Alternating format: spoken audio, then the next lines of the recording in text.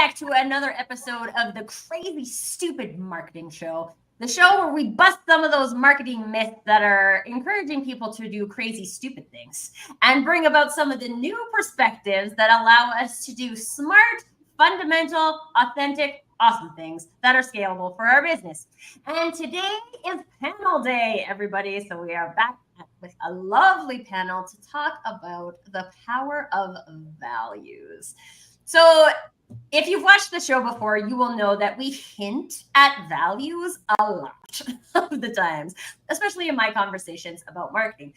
But there's a lot of different information about values and what are they and how do you use them and is it strategy or is it being, and there's a whole bunch of stuff. And we're going to open that can of worms and have the conversation today.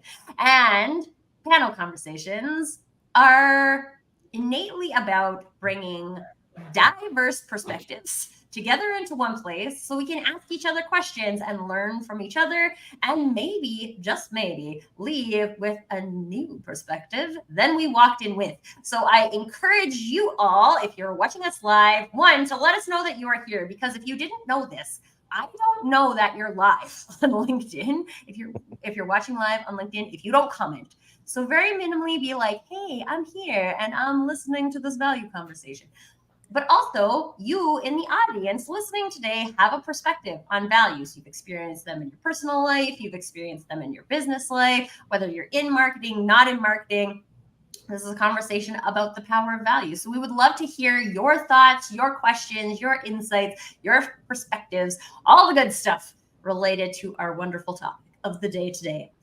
So before we hop into the conversation, let's learn a little bit more about the panelists that we have joining us today. I'm surrounded by gentlemen again. You guys know that I have female guests, and it hasn't manifested in the last little bit. So one, if you are a female marketer and you would like to be on the show, please contact me because we need some more estrogen on these panels. But we have some amazing gents joining us today, so let's learn about them. James, could you let us know who are you and what about values are you excited to talk about today?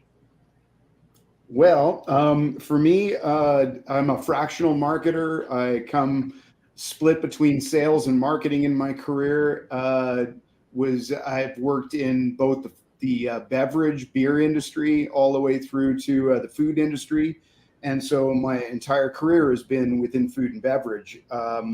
I decided to open up an agency, of sorts, a fractional marketing company that is not an agency and it's not your internal marketing department. It sits right in the middle, and I don't have an internal team, so I have a lot of flexibility. And so I did it because I wanted to, in terms of values, wanted to understand what corporations' values were, drive them out of the business, and then help them use those both for business decisions, sales decisions, and marketing decisions.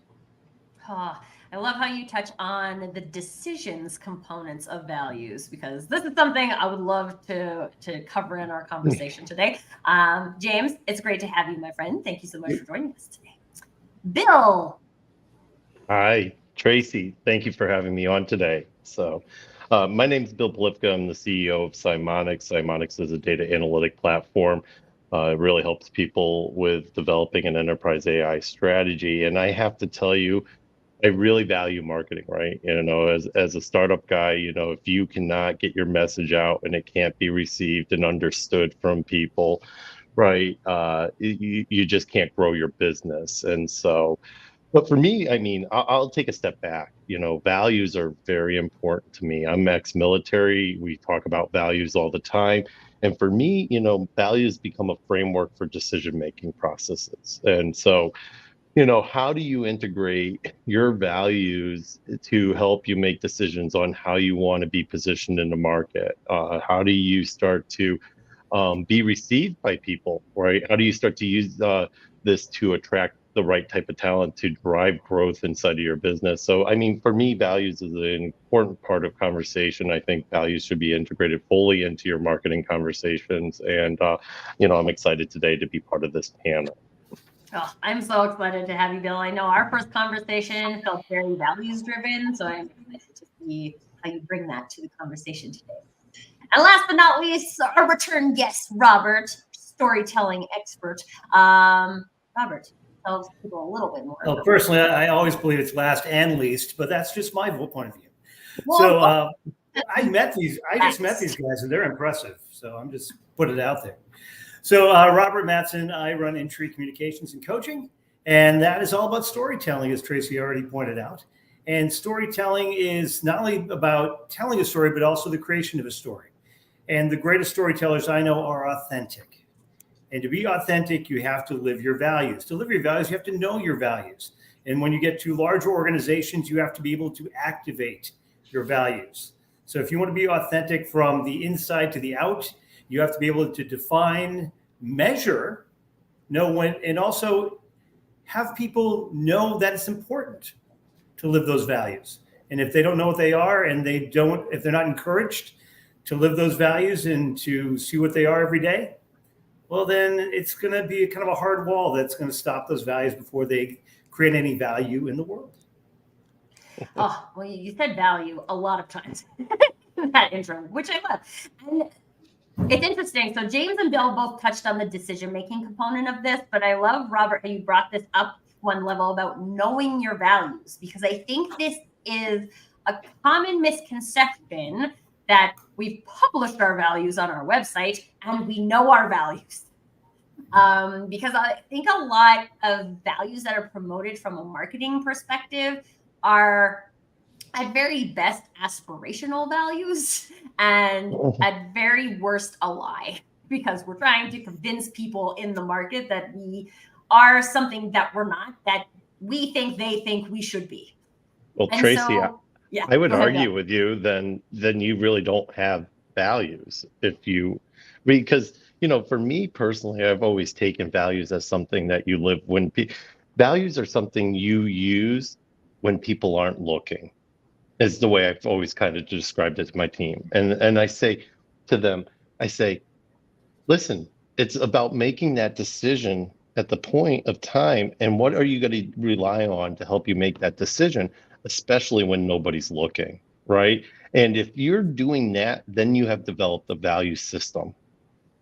So I already disagree on something. So This is why we're here to disagree. And this is interesting though, because while you're experiencing it as a disagreement, I actually agree with you. And I think the difference from a marketing perspective is that we all have those innate ways that we show up. Like you said, when nobody is looking, this is what we do. This is how we treat our teams. This is how we prioritize our work. We all have that.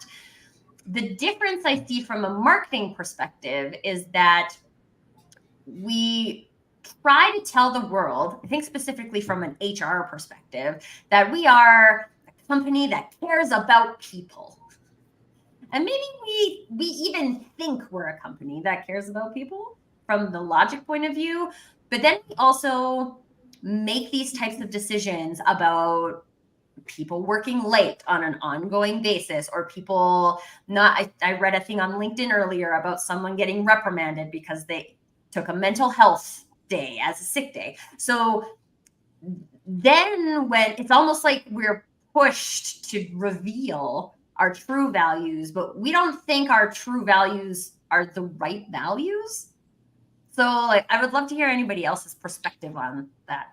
So for me, the problem here that we're starting to uncover is the difference between somebody picking the values that they think they should have, or that they think they have already, and picking those and making those the marketable choice. The problem that I have with that is that there's things that need to be taken advantage of. For instance, generational values need to be understood. What sort of decisions you've made in the past? How do you show, not tell your brand values?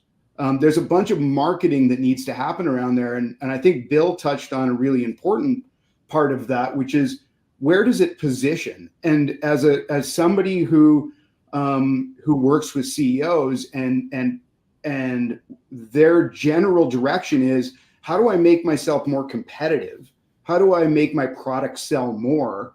Those values do actually come into play. And not only do they have to be real to the company, but they have to be real to your audience too. And so you have to know your audience, you have to know the generational gaps between those, and you have to discover, I think, where the values should reside that you agree with, and then put them forward. Not always is it the values that I have that should be front and center in my organization. Can I add on to that, James? Yeah. So I love your don't tell, but you have to tell too. We praise a dog more for bringing a ball back to us for the 5th time than we tend to praise people for living good values. Agreed. And the values that we want them to know are the right ones. And that's one of the things that you're right, absolutely. And Bill, to your point, I think you just made it about HR. A lot of people think it's an HR thing. Well, no, HR is just, let's call them equals in the culture of the organization. So if you've got 10 HR people and 90 people that are not HR, or 900, all of them should have an equal hand in showing the values of the company, not just because their job is HR, because if you meet someone from that company, they should be showing those values. Hopefully you hired the right person. But I think it's one of those things where leaders have to go out and say, listen, great job. You know what you did? You put the customer first, or you helped out when you didn't have to, or you picked up the stray dog and you brought it home and you took care of it, whatever it is. It's compassion, it's good workmanship, whatever it is. But it's something that we should praise as not only leaders, but as individual leaders, because every person should be a leader. Well, and the other part, sorry, Bill, the other part of that was to Robert's point there, just to expand on that, is the fact that hire for people, but train for culture. And I think there is an opportunity to be able to say, okay, now we've got great people. Let's show them what it looks like to live the values of the company, so that they at least are trained into that and aren't just expected to read and interpret. Go ahead, Bill. Oh, I was just going to add, the thing about values are they're fragile. And what I mean by fragile is the moment that people feel that you've said one thing and did another, right? You've lost all trust, right? There is a trust factor of values, right? And the consistency needed with that. What Robert, I think, adds to your point is, if you're not talking about your values, if you're not communicating what those are, how do you have the guardrails up to keep people aware of what is important, so you can maintain that trust? And so, for me personally, we value, stabbing people in the chest is something we say, right? And people are like, well, what do you mean by that? And I'm like, we want to be honest with people. We don't want to dance around hard conversations. We want to tackle the hard conversations face to face. So that, why? Because personally, we believe that, the bigger the problem, the bigger the opportunity it is. So we don't look at things as problems. We look at them as opportunities. So if you dance around it and don't stamp somebody in the chest, you never get to that big opportunity. And so, we use this as a framework to help us in our conversations, right?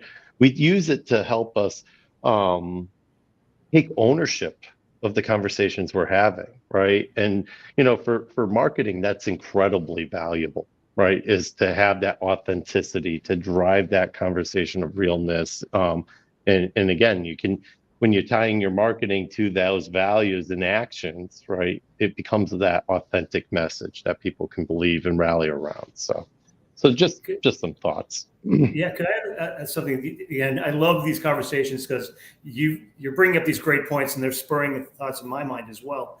And one of the things is consistency, and that's marketing and leadership. And to your point, Bill, when you say when you're inconsistent, you're going to lose that faith. You're going to lose that. And the other thing you touched on was kind of psychological safety. are you building an environment and a culture where people will come up to you? And to me, it's a balance. If one of the things that will drive psychological safety is, especially in leadership or in marketing, is that you're consistent. So if a CEO has a bad day and you walk up and you tell them some tough news, they treat you the same way as if they had a good day. Yep. So to me, if you're living your values, hopefully you're being consistent about it. So Bill, that's a great point. Yeah. And, Okay, and so- Robert, go ahead, Tracy. Don't finish up the thought, Bill. Robert, what I was going to say, one of the activities we do inside of our company, right, is day one when you come, we actually have our very oriented conversation about the values of our company. We have this thing, we call it the Simonics Way, the Simonics Doctrine. Both of those reinforce critical things that we value as an organization, right? We believe in quality work. We believe in, having the hard conversations up front. We believe that, problems are nothing more than opportunities. And we have open discussions. And, when we sit down and we have our meetings, we'll start off often with a conversation of what values are we reinforcing today, right? And how are we approaching this to reinforce the things that are important to us, right? And, using that framework, and that's why for me, values become nothing more than a framework, right?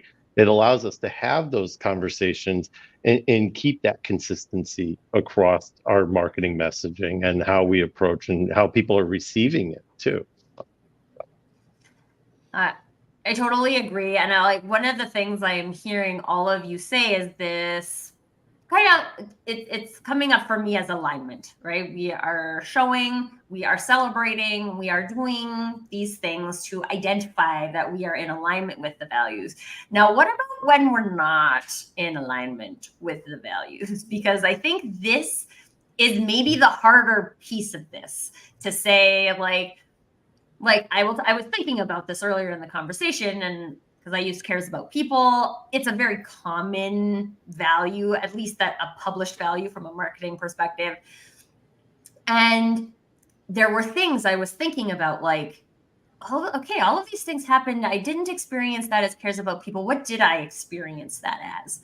And I experienced it as a value in speed, right? We have a value of speed to market, and this is a value, which was not a published value as part of my agreement as an employee or the values that are published into the world from a marketing perspective. And so I'm thinking of two questions. So my first question is, why do we think there are good and bad values? Is this a societal norm that we've just said, cares about people is a good thing, so you should put cares about people, but you actually care more about speed, but don't speed. That's not a good value. Don't tell people that one. Tell people cares about people. And then also, how do we hold our teams accountable when they are not living the values? Because we can celebrate all we want. And I actually think that organization that I work for, we had a celebration. There were HR ran the thing and they collected votes, and there was a way for us to nominate a team member who had lived a value. But there was no way for us to quote unquote report when someone had not lived a value or had showed up in opposite of what a value would speak to me. So I'd love to hear any thoughts in that arena about what happens when the value isn't real. People aren't living it. Well, I think that there's a definition challenge here with values. I think that there is a definition of purpose for a company that needs to be established over top of any other documentation. And when I build out a brand, I always the most important thing that I have to do, my biggest job, is the purpose statement for the company, not the missions and values, but why they get up in the morning and do what they do. And from there, the values tend to sort of trickle out as to how it gets activated, as Robert was saying. It's how how that purpose manifests itself on a street level.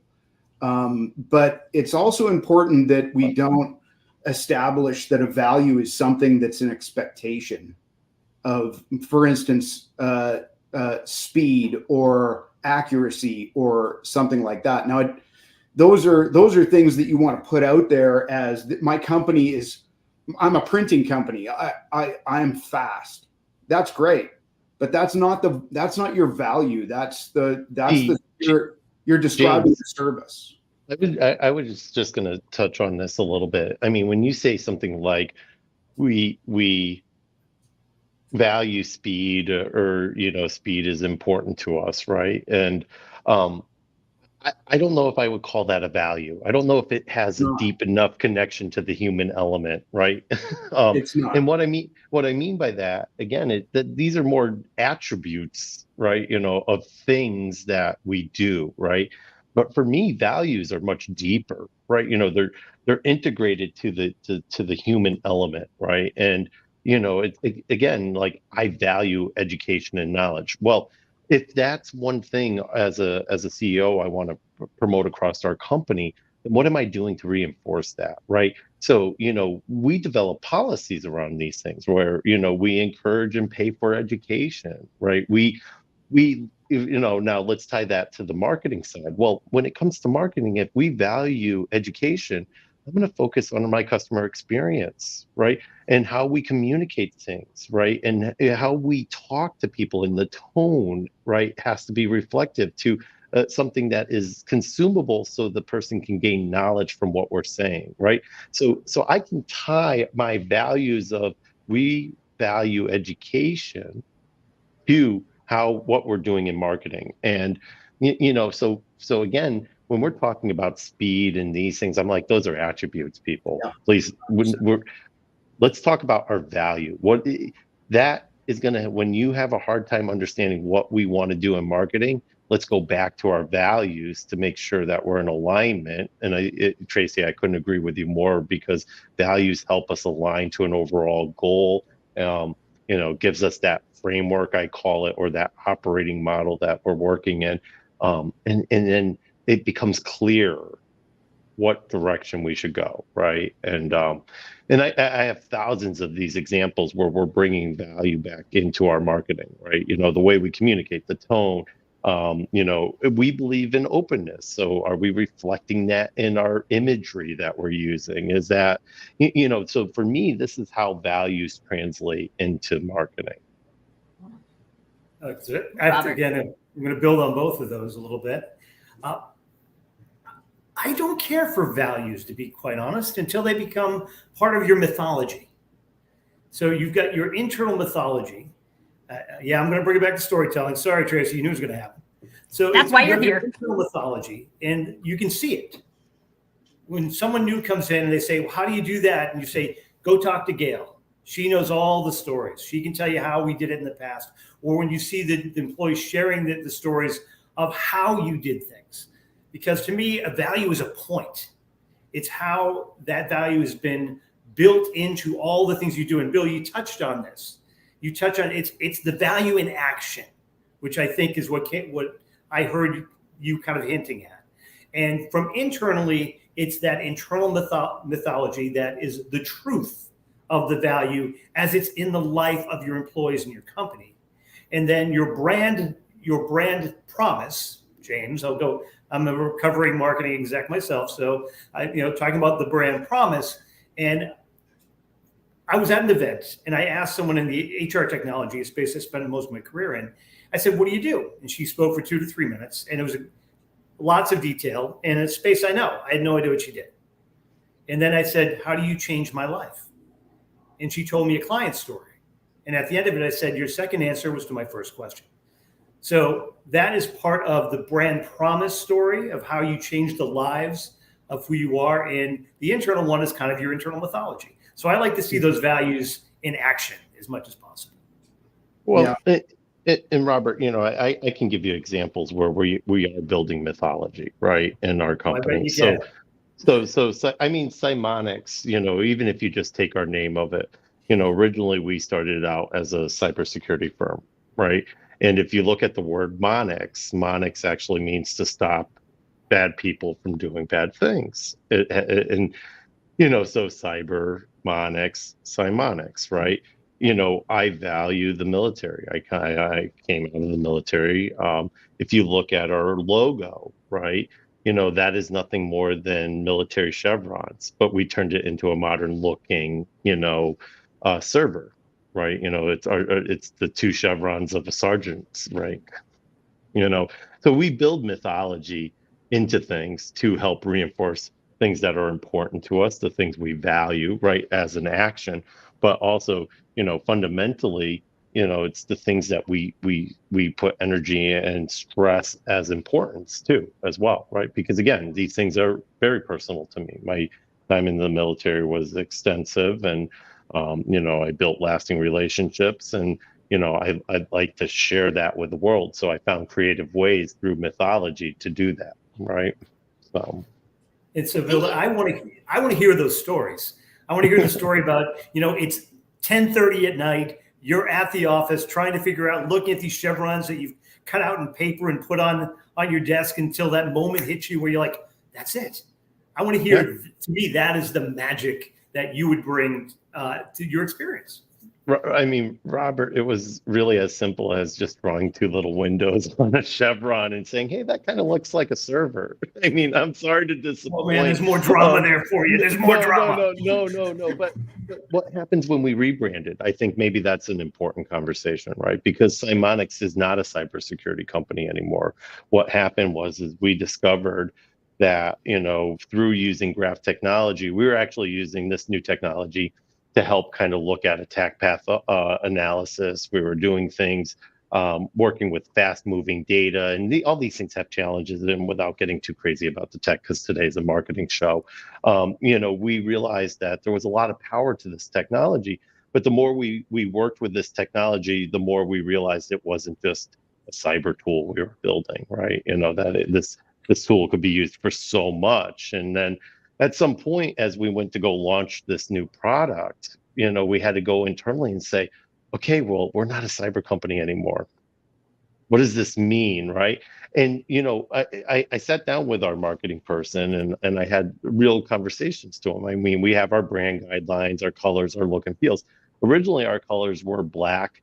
It was pink because, believe it or not, we were making fun of the cyber world because everything in the cyber world is red. And we were like, okay, well, we still want to keep it in the family hue color, but pink is still close enough to red, but it works well with black. And what's a good complementing color, right? To that, we came up with teal because we were talking about the 80s, and you usually saw that like heavy pink and teal. I remember in high school, going to a couple senior proms and junior proms, and I always rented kind of the same tuxedo, and it had this like pink and it had that teal. It was, it was that classic 80s type thing, right? And so I was like, hey, maybe that's kind of a cool reflection to have in as we built up the mythology of our company, right? But then we had to go through this rebranding effort, but we deal with very complicated things, and that teal and that blue coloring didn't work anymore for us, right? And we needed more depth to things, and the black was too hard to read anymore. And so we wanted to go more with, lighter colors, gray colors. We needed to add in more colors and find complementary. So we had this whole like crazy conversation, and then we were like, what about the server? How do we still nod to that? Well, when you look at our Simonics IQ Plus sign, it's really just two servers put together now to make a plus. And then we added more colors to it so that we could get our additional colors. So, I mean, these were things that were valuable, I think, to us. And, we wanted to maintain that integrity of conversation across our brand and build that mythology of, what's going on inside of our company. But these were ways that we did it in aligning to that marketing conversation, right? So. Well, and I think you touch on something really interesting here, Bill, because companies evolve as they are in business. And very likely at some point that will mean that you will have evolved away from what matched you from an original branding perspective, and you were evolving into something new. And then what do we base these things on? Okay, we got a But different Tracy, business. our values didn't change. That's what I was getting at, right? The values are the same. The values of being honest up front, being quality work, having clarity in conversation, the things, I mean, every day inside of our company, that's what we're talking about. Do we have a dream big enough? Is there clarity? Is there quality of work? These are the things that we talk about value. How are we reinforcing that value of prized education? Are we making it easy for our customers to educate how to use our products, support them? Do we need, and like, what mediums are we using? I mean, these are the conversations we have because, like, know my audience, right? Not everybody wants to watch a video. Some people just want the step-by-step checklist. Where do we place the information? Do we place it in the product through our customer guides, or do we have it externally? Do we build a university? I mean, there's so many conversations about when you're talking about how you're engaging your customer base, how you're marketing, and every touch point is a marketing point, right? I think some people forget, like, they think it's our website, they think it's some collateral, or maybe it's the booth. No, it's the experiences we're creating for our customers. It's the way they're interacting with us. And you have internal and external customers too. So it doesn't just bridge the people you're trying to make money off of. Our internal customers, for me, tend to be our employees. So the values is where all of our conversation starts. Yeah. Well, and I love that. I'd love to hear, James, because you touched on sales and marketing in your intro. And what's the power of values in communication between these two teams? Because I think this is still, as much as the go-to-market movement has tried to bring these two things together, there's still a lot of separation that exists between sales and marketing. So how can values be a nice factor? Well, first off, I'd like to quickly touch on what Bill was talking about, and I'm going to say something really controversial, I guess, Bill, but I hear this conversation in every client I go into, which is my values somehow get driven through my logo, and it's the very, very last thing I talk about with a client. I heard your story. I love it. I like that story. Let's build a logo. But when it comes to values, et cetera, there's not a connection there for me necessarily. James, I'll tell you why the logo is the first point. Let me get on to something else, because that's not part of the values discussion, really. But as far as sales and business decisions and marketing decisions, they all interconnect, and I always call them a brand ecosystem, because your brand has to link what you look like. And as Bill is saying, and is 100% right, there's a customer journey that's involved both for sales and marketing, and both those departments cannot be siloed in this event. So there needs to be. Well, and the fact of the matter is they're not siloed from the customer perspective. So as much as you want to silo them from a business perspective, they're not from the customer. So I'll give you a good example of how it's easy to see how it develops into sales and marketing in terms of values, but it's not so easy when it looks like your brand has to reflect your business decisions. So a lot of CEOs are saying, I have a question. Oh, okay. Yeah. Let me just finish the story. Okay. And then yeah. So a brand, for instance, a company I used to work with in my early days, Big Rock Brewery, had a brand that was all about creativity, was all about supporting the arts, was all about music and all of these sorts of things. And so this sort of community got up around their brand and their values were all on their sleeves. They all said, look, we support these things. We support them with money. We support them with content, et cetera. And then one day the board got together and said, well, we need to make more money. So we're going to create an Alberta Genuine Draft, and we're going to go up against the Molson and Labatt's, and we need share price. And so that decision right there drove them so far away from their brand and their brand values that now they can't even swim back fast enough. And they've lost market share. They've lost their the commonality with all of their customer base. That one business decision, because they didn't know their corporate values and they weren't documented, meant that they're losing the race. Would you say that they didn't know their values, or that they chose what society would deem as more important, which is profitability and sales, over their values? Yes, I would. Yes. Yeah, I was going to say, James, for me, it seems like they've lost their values, right? First off, and again, they're making decisions. So here's the simple thing about values. When you compromise a value, so what you're talking about is a customer compromising their values, right? That slippery slope tends to accelerate. It becomes easier to move further and further away from your values.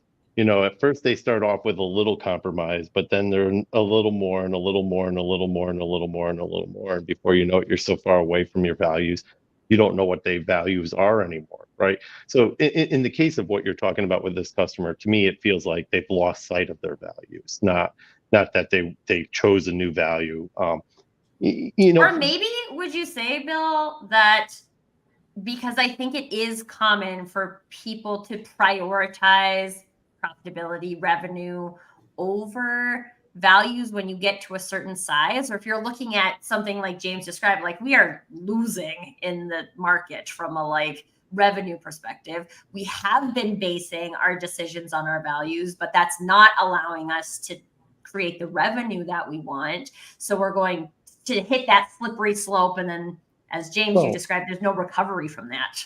Well, and also there's staff turnover. So if you've got a handful of people that are great at the corporate values, and then they decide to leave for one reason or another, if that's not indoctrinated in others, or if it's not documented and trained, you got nothing. But again, James, I would go back to, then you don't have values, right? Because values are foundational. Values are things that are based in the human element of who you are and how you operate, right? Sure, but the CEO can't always be around.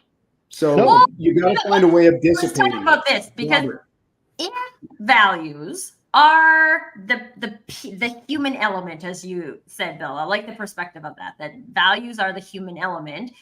Is this maybe then a problem that we've lost our connection to the human element in business? I think societally we have some challenges today, because societally our value systems and how we approach our value systems have changed, right? And so again, what I'm recommending and how we try to, or at least me, and is base your foundational elements of decision support. So I go back to how I talk to my son, right? When he has to be faced with a tough challenge, I hope as a parent that when I am not there, James, because of the values we've installed in him, the things we've talked about over and over and over again, that when that hard decision comes up, the values are going to help him navigate how to make the right decision, right? We agree. And I'm not going to be there, and I can't be there for him all the time. It's no different inside my company, right?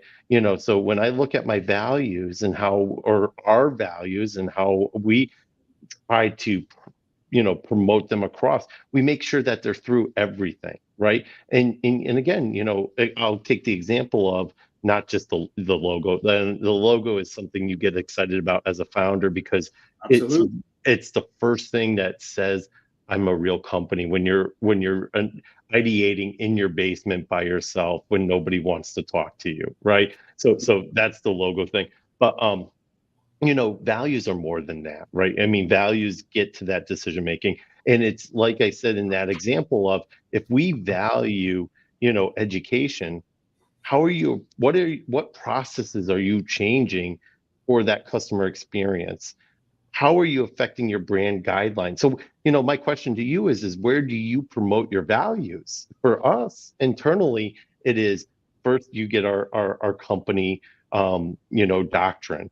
And inside there, we have 120 different things that we talk about that as a company, we value. These are our value system. This is like, if you have a question, go back to the doctrine and it will help you understand how we think about how to approach things. Then it's not just in our company, doctrine, it's actually in our brand guidelines. We translate what happens in our company doctrine into our marketing material for our marketing team to understand how does that translate, right? You heard it here first, folks. It can be in your brand guidelines. It can be in. Well, to me, it's very important to put it into your brand guidelines, right? So we talk about the tone. We talk about ease of sight, and again, we tie that back to our value that we value education, simplicity, understandability. So, okay, how does that affect? Do I make that helped us with our color decision making, right? And I know that sounds silly. But if it's harsh on the eyes and I want to tune out, I'm not going to receive the message. So Bill, these are can I ask a question? Yeah. Did you say you have 120 elements in your doctrine? That's what I got. Yeah. I'm sorry, because I'm going to give you some friendly hard time. It's like one of them was simplicity. Well, no, we use examples, right? So we're really running across themes, right? So if you can't tie it to exampling, right? I mean, there's some just simple things. Be a good human being. Don't do bad, right? That is the core, and that came in our name. And so, we definitely have a prioritization of it that simplifies these things down.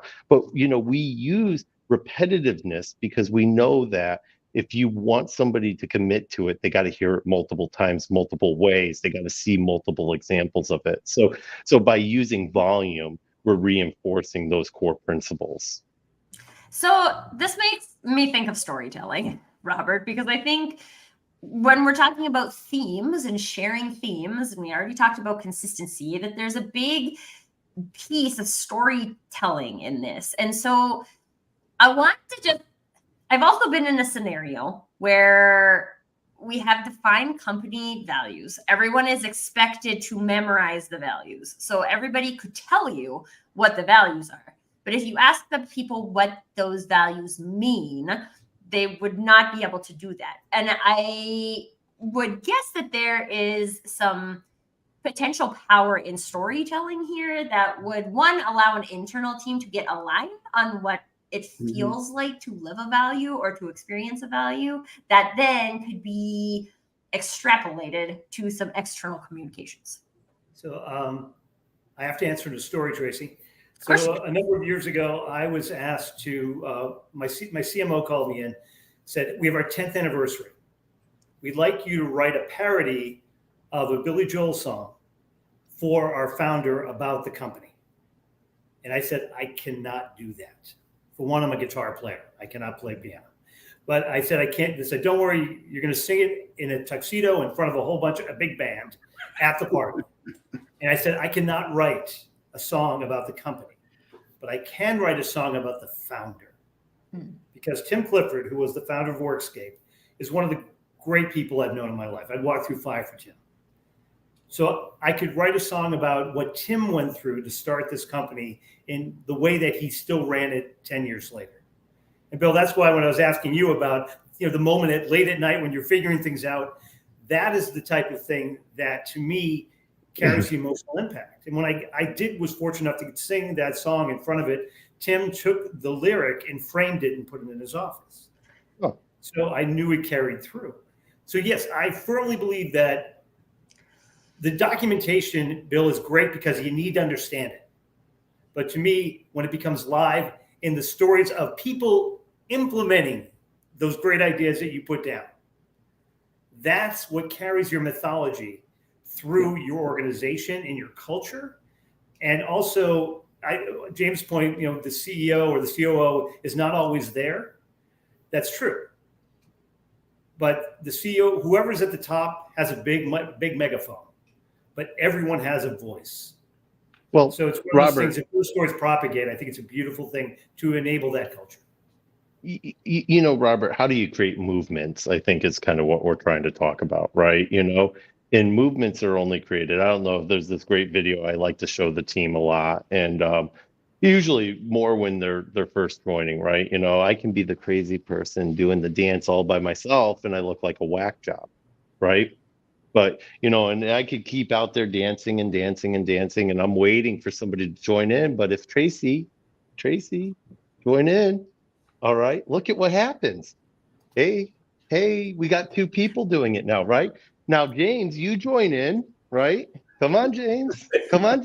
No, but this is how we build the culture, right? Okay. Right? No, but do it, right? But But now when we get more people joining in and reinforces it that it's okay, right? And that's when values become accepted. That's when these things start to take on a life beyond their own, beyond just the CEO, right? So I can just stop dancing, and guess what? Sometimes Tracy will just kind of be there dancing for Tracy you, will right? mostly So, dance at any right? prompt, but No, but I share that, right? Because this is about adoption too, right? And then how do you actually drive through these things to make these things work, right? well, I love this example, Bill, because last September I went to New York with my sister and we went to a Broadway show and we saw Back to the Future, which I highly recommend if you guys haven't seen it. But I'm a big fan of Huey Lewis, and so they had the Huey Lewis songs at the end. And so they play the first one and then the second one, and I stood up and I was dancing and I was singing and I was just loving it. And my sister was sitting next to me, who also happens to be a dancer. But what she told me after was it was so amazing because you stood up and started dancing and everyone was looking at you weird.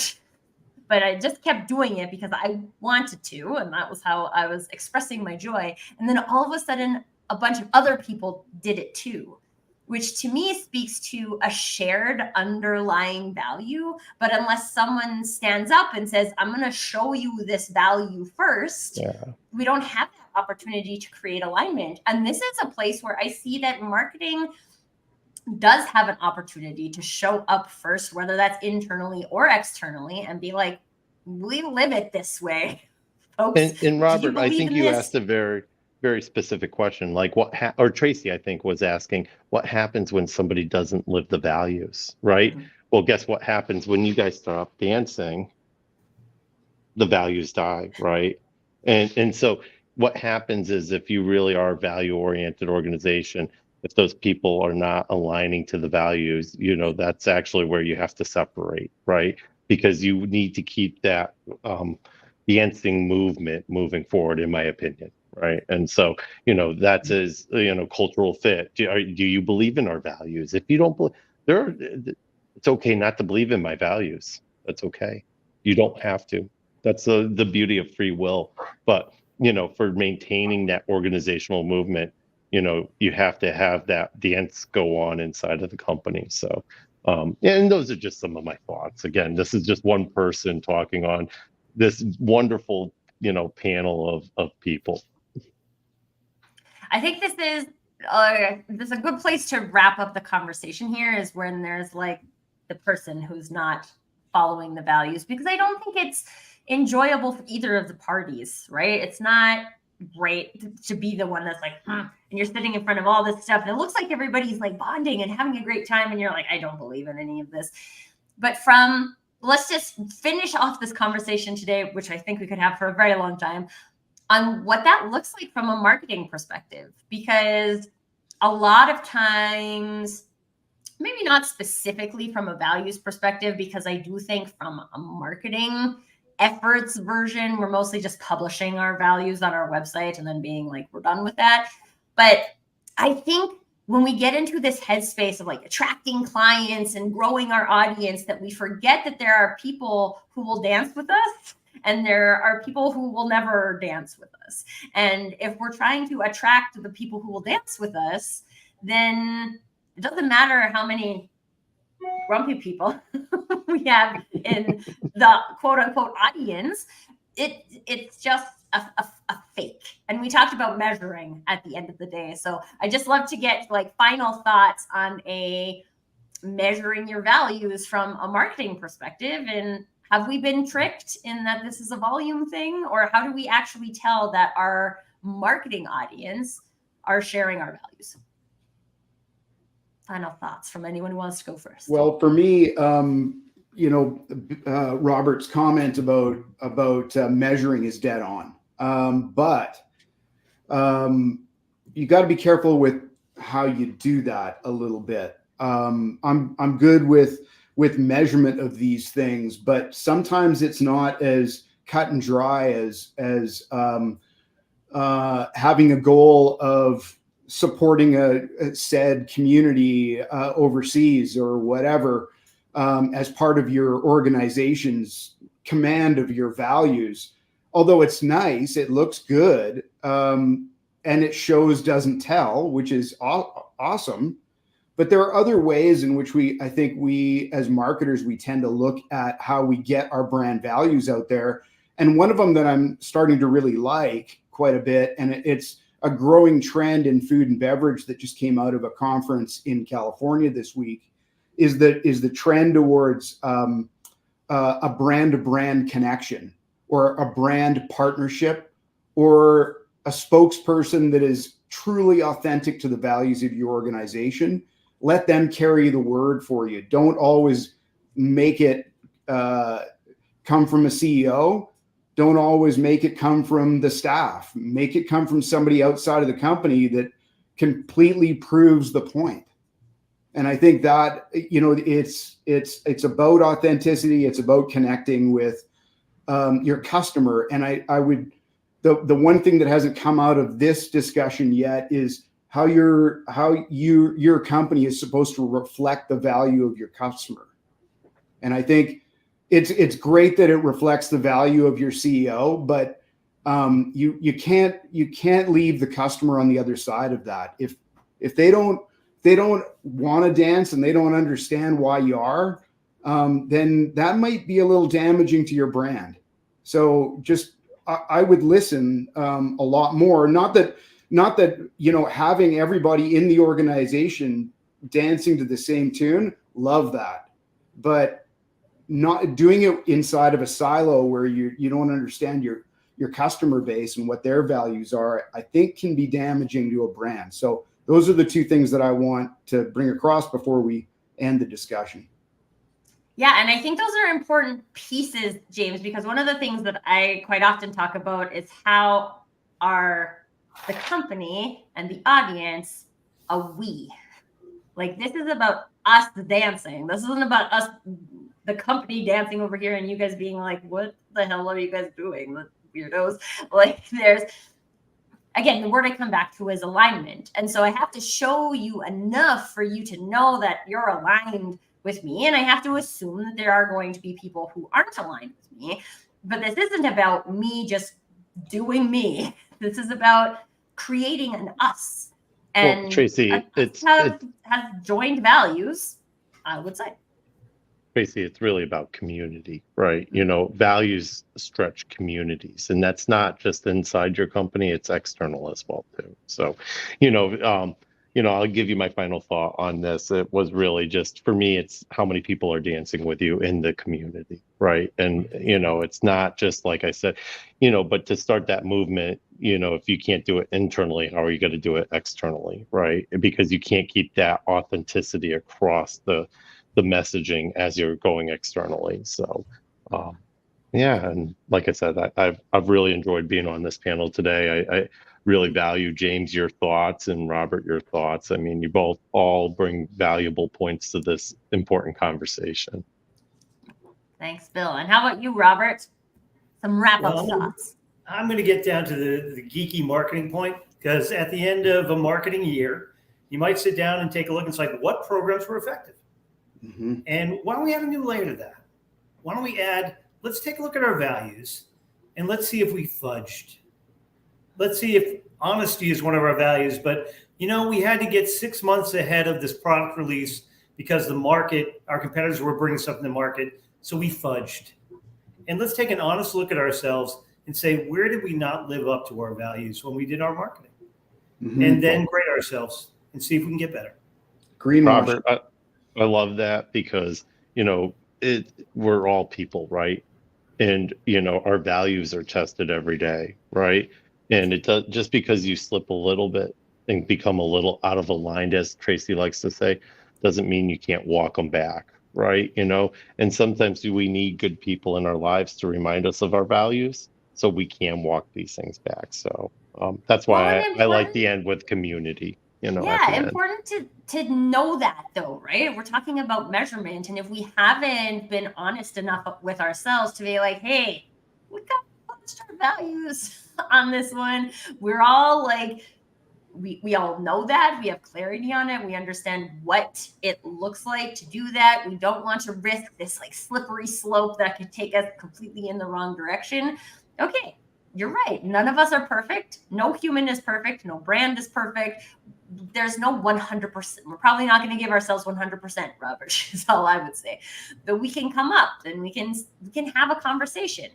Was this real? Or if I was even going to grade this campaign, I'd be like, I don't know. Well, in our last panel conversation, we were talking about AI, and something that Apple had recently done had come up, and that they started doing advertising that are based on the features. And everyone was like, this is so weird because Apple's always been like the innovation community brand. And now they're out there like doing ads with features.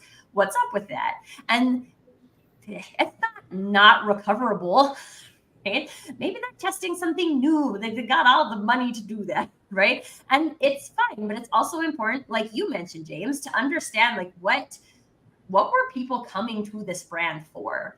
And when I change my marketing, or I change a story, or I change my messaging, and all of a sudden that is making my audience ask questions as to whether or not we actually have aligned values.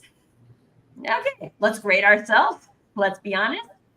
Okay, we tried to compete by doing that because that's what our competitors are doing, but that's not why people are here for us. That's okay. We learned something, move on, go back to what works for us. But if we don't have that conversation, if we just kind of float along, then we don't know, and we can't make the adjustment.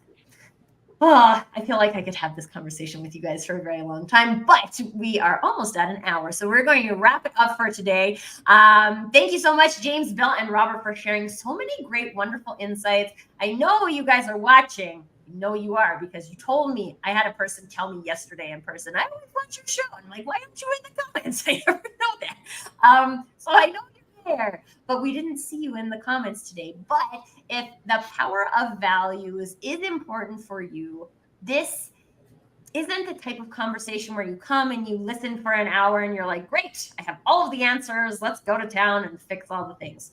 Unfortunately, this is a living, breathing, doing conversation. And so if you are in the place where you're trying to explore your values, either from a marketing perspective or a life human perspective, connect with each other. Although you don't know who each other is, that's why you should get in the comments. Or also connect with these lovely panelists. Connect with James, Bill, Robert. Have conversations about whether or not, or how your values could show up in your storytelling, in your marketing strategy, heck, in your logo design. Bill has a good story about that. Or even, like, we didn't really dive into this, but how you choose your technology stack and what is important to you from that perspective. Mm-hmm. So stay in the conversation. Don't let this be the last time you have a conversation about values. Let it be the first and or subsequent time that you are having conversations about values. Final thanks, everybody. I really appreciate all of the wonderful conversation. It added tons of value to me. And until next time, everybody, permission to do you. See you on LinkedIn. Take care, everyone.